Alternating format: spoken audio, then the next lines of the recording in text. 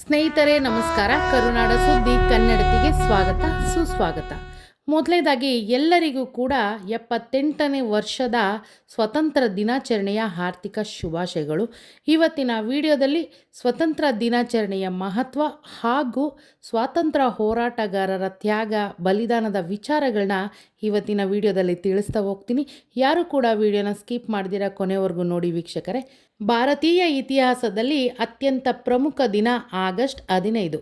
ಪ್ರತಿ ವರ್ಷ ಆಗಸ್ಟ್ 15ರಂದು ಸ್ವತಂತ್ರ ದಿನವನ್ನು ಆಚರಿಸಲಾಗುತ್ತದೆ. ಈ ವರ್ಷ ನಮ್ಮ ಭಾರತ ತನ್ನ 78ನೇ ವರ್ಷದ ದಿನಾಚರಣೆಯನ್ನು ಬಹಳ ಸಂಭ್ರಮದಿಂದ ಆಚರಣೆ ಮಾಡಲಾಗುತ್ತಿದೆ. ಸುಮಾರು 200 ವರ್ಷಗಳ ಕಾಲ ಗುಲಾಮಗಿರಿಯ ನಂತರ ಭಾರತ ಆಗಸ್ಟ್ 15, 1947ರಂದು ಬ್ರಿಟಿಷ್ ಆಳ್ವಿಕೆಯಿಂದ ಸ್ವತಂತ್ರವನ್ನು ಗಳಿಸಿಕೊಂಡು ಮುಕ್ತವಾಯಿತು ಅಂತಲೇ ಹೇಳ್ಬೋದು.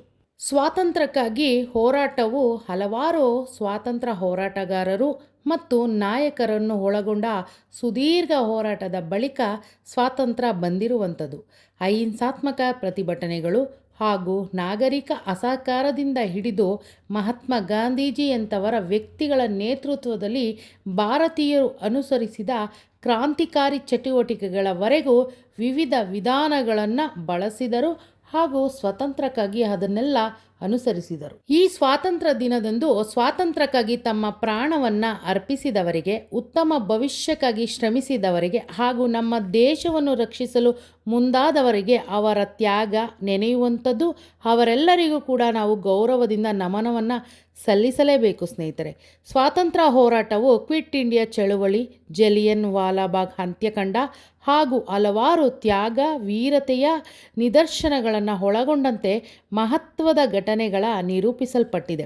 ಸ್ವಾತಂತ್ರ್ಯ ಹೋರಾಟಗಾರರಾದಂತಹ ಮಹಾತ್ಮ ಗಾಂಧೀಜಿ, ಭಗತ್ ಸಿಂಗ್, ಸುಭಾಷ್ ಚಂದ್ರ ಬೋಸ್, ಸರೋಜಿನಿ ನಾಯ್ಡು, ಬಾಲಗಂಗಾಧರನಾಥ ತಿಲಕ್ ಅವರು, ಡಾಕ್ಟರ್ ರಾಜೇಂದ್ರ ಪ್ರಸಾದ್, ಸರ್ದಾರ್ ವಲ್ಲಭಾಯ್ ಪಟೇಲ್ ಹಾಗೂ ಬಹದ್ದೂರ್ ಶಾಸ್ತ್ರಿ ಹಾಗೂ ಇನ್ನಿತರ ಅನೇಕರು ಮಾಡಿದಂತಹ ತ್ಯಾಗಗಳು, ಅವರ ಒಂದು ಬಲಿದಾನದಿಂದ ಇವತ್ತು ನಮ್ಮೆಲ್ಲರಿಗೂ ಕೂಡ ನಮ್ಮ ದೇಶಕ್ಕೆ ಸ್ವಾತಂತ್ರ್ಯ ಸಿಕ್ಕಿರುವಂಥದ್ದು. ನಾವೆಲ್ಲ ಈ ಸ್ವಾತಂತ್ರ್ಯ ದಿನಾಚರಣೆಯ ಇತಿಹಾಸ ತಿಳಿತಾ ಹೋಗೋದಾದರೆ, ಬ್ರಿಟಿಷ್ ಈಸ್ಟ್ ಇಂಡಿಯಾ ಕಂಪನಿಗಳು ಆರಂಭದಲ್ಲಿ 1600ರ ದಶಕದ ಆರಂಭದಲ್ಲಿ ವ್ಯಾಪಾರದ ಉದ್ದೇಶವನ್ನು ಇಟ್ಕೊಂಡು ಭಾರತಕ್ಕೆ ಆಗಮಿಸುತ್ತಾರೆ.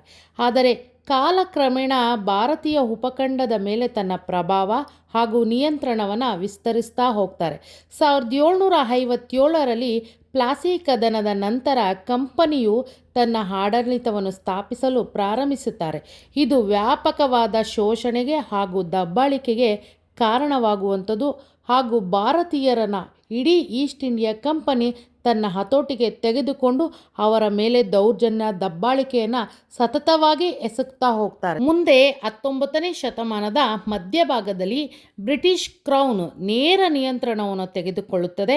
ಜೊತೆಗೆ 1857ರ ದಂಗೆಯ ನಂತರ 1858ರಲ್ಲಿ ಔಪಚಾರಿಕವಾಗಿ ಬ್ರಿಟಿಷ್ ರಾಜ್ಯವನ್ನು ನಮ್ಮ ದೇಶದಲ್ಲಿ ಸ್ಥಾಪನೆಯನ್ನು ಕೂಡ ಮಾಡ್ತಾರೆ. ಇದನ್ನು ಭಾರತೀಯ ಸ್ವಾತಂತ್ರ್ಯದ ಮೊದಲ ಯುದ್ಧ ಎಂದು ಕೂಡ ಕರೆಯುತ್ತಾರೆ. ಜೊತೆಗೆ ಜುಲೈ 4ನೇ ತಾರೀಕು 1947ರಂದು ಬ್ರಿಟಿಷ್ ಹೌಸ್ ಆಫ್ ವಸಾಹತುಶಾಹಿಯಲ್ಲಿ ಭಾರತೀಯ ಸ್ವಾತಂತ್ರ್ಯ ಮಸೂದೆಯನ್ನು ಪರಿಚಯಿಸಲಾಗುತ್ತದೆ.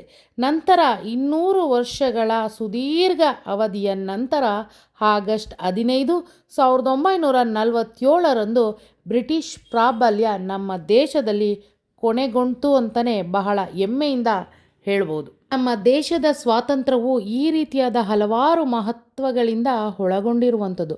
ಮುಂದೆ ಸ್ವಾತಂತ್ರ್ಯ ದಿನವನ್ನು ಸ್ವಾತಂತ್ರ್ಯಕ್ಕಾಗಿ ಸುದೀರ್ಘ ಮತ್ತು ಕ್ರಾಂತಿಕಾರಿ ಹೋರಾಟದ ಅಂತ್ಯವನ್ನು ನೆನಪಿಸುತ್ತದೆ ಹಾಗೂ ಇದು ಭಾರತೀಯ ಜನತೆಯ ವ್ಯಾಪಕ ಸಜ್ಜುಗೊಳಿಸುವಿಕೆಗೆ, ಜೊತೆಗೆ ಮಹಾತ್ಮ ಗಾಂಧಿಯಂಥವರ ವ್ಯಕ್ತಿಗಳ ನೇತೃತ್ವದ ಅಹಿಂಸಾತ್ಮಕ ಹೋರಾಟ ಮತ್ತು ಸ್ವಾತಂತ್ರ್ಯ ಹೋರಾಟಗಾರ ಹಲವಾರು ತ್ಯಾಗಗಳಿಂದ ನಿರೂಪಿಸಲ್ಪಟ್ಟಿರುವಂತಹ ಹೋರಾಟವನ್ನು ನೆನೆಯುವಂತಹ ದಿನವೇ ಸ್ವಾತಂತ್ರ್ಯ ದಿನಾಚರಣೆ. ಸ್ನೇಹಿತರೆ, ಇನ್ನು ಭಾರತ ಸ್ವಾತಂತ್ರ್ಯ ದಿನವನ್ನು ಹೇಗೆ ಆಚರಣೆ ಮಾಡಲಾಗುತ್ತದೆ ಅಂತ ಹೇಳೋದಾದರೆ, ಆಗಸ್ಟ್ 15 ರಾಷ್ಟ್ರೀಯ ರಜಾ ದಿನವಾಗಿದ್ದರೂ ದೇಶಾದ್ಯಂತ ಹಲವಾರು ದೇಶಭಕ್ತಿ ಮತ್ತು ಸಾಂಸ್ಕೃತಿಕ ಚಟುವಟಿಕೆಗಳನ್ನು ಮಾಡಲಾಗುತ್ತದೆ. ಆಚರಣೆಗಳು ಅಧಿಕೃತ ಮತ್ತು ಸಾರ್ವಜನಿಕವಾಗಿದ್ದು ವಿವಿಧ ಸಮಾರಂಭಗಳು, ಘಟನೆಗಳು ಮತ್ತು ರಾಷ್ಟ್ರೀಯ ಹೆಮ್ಮೆಯ ಪ್ರದರ್ಶನಗಳನ್ನು ಒಳಗೊಂಡಿರುತ್ತದೆ. ದೆಹಲಿಯ ಕೆಂಪು ಕೋಟೆಯಲ್ಲಿ ಪ್ರಾಥಮಿಕವಾಗಿ ಕಾರ್ಯಕ್ರಮವನ್ನು ಆಯೋಜಿಸಲಾಗುತ್ತದೆ. ಪ್ರಧಾನಮಂತ್ರಿಯವರು ರಾಷ್ಟ್ರಧ್ವಜವನ್ನು ಹಾರಿಸುತ್ತಾರೆ. ನಂತರ ರಾಷ್ಟ್ರಗೀತೆಯನ್ನು ಹಾಡುತ್ತಾರೆ. ಅವರು ರಾಷ್ಟ್ರವನ್ನು ಹಾಗೂ ಮುಂದಿನ ಎಲ್ಲ ವಿಷಯದ ಚಿಂತನೆಗಳ ಬಗ್ಗೆ ಮಾತನಾಡಿ ಸ್ವಾತಂತ್ರ್ಯ ಹೋರಾಟಗಾರರಿಗೆ ಗೌರವವನ್ನು ಸಲ್ಲಿಸುತ್ತಾರೆ. ಹಾಗೆಯೇ ಭಾರತದ ರಾಷ್ಟ್ರಧ್ವಜದ ಇತಿಹಾಸವನ್ನು ಹೇಳೋದಾದರೆ, ಭಾರತದ ರಾಷ್ಟ್ರೀಯ ಧ್ವಜವನ್ನು ಆಡುಮಾತಿನಲ್ಲಿ ತಿರುನಾಗ ಎಂದು ಕರೆಯಲಾಗುತ್ತದೆ. ಇದು ಸಮತಲವಾದ ಆಯತಾಕಾರದ ತ್ರಿವರ್ಣ ಧ್ವಜವಾಗಿದೆ ಹಾಗೂ ನಮ್ಮ ರಾಷ್ಟ್ರಧ್ವಜವು 3 ಬಣ್ಣಗಳನ್ನು ಒಳಗೊಂಡಿದೆ: ಕೇಸರಿ, ಬಿಳಿ, ಹಸಿರು. ಇದರ ಮಧ್ಯದಲ್ಲಿ ನೌಕಾ ನೀಲಿ ಬಣ್ಣದಲ್ಲಿ 24 ಸ್ಟ್ರೋಕ್ ಚಕ್ರವಿದೆ. ಇದನ್ನು ಅಶೋಕ ಚಕ್ರ ಎಂದು ಕರೆಯಲಾಗುತ್ತದೆ. ಹಾಗೂ ಭಾರತೀಯ ಸಂವಿಧಾನ ಸಭೆಯು ಜುಲೈ 22, 1947ರಂದು ಭಾರತೀಯ ರಾಷ್ಟ್ರೀಯ ಧ್ವಜವನ್ನು ಅಂಗೀಕರಿಸಲಾಯಿತು ಮತ್ತು ಇದು ಆಗಸ್ಟ್ 15, 1947ರಂದು ಭಾರತದ ಒಕ್ಕೂಟದ ಅಧಿಕೃತ ಧ್ವಜವಾಯಿತು.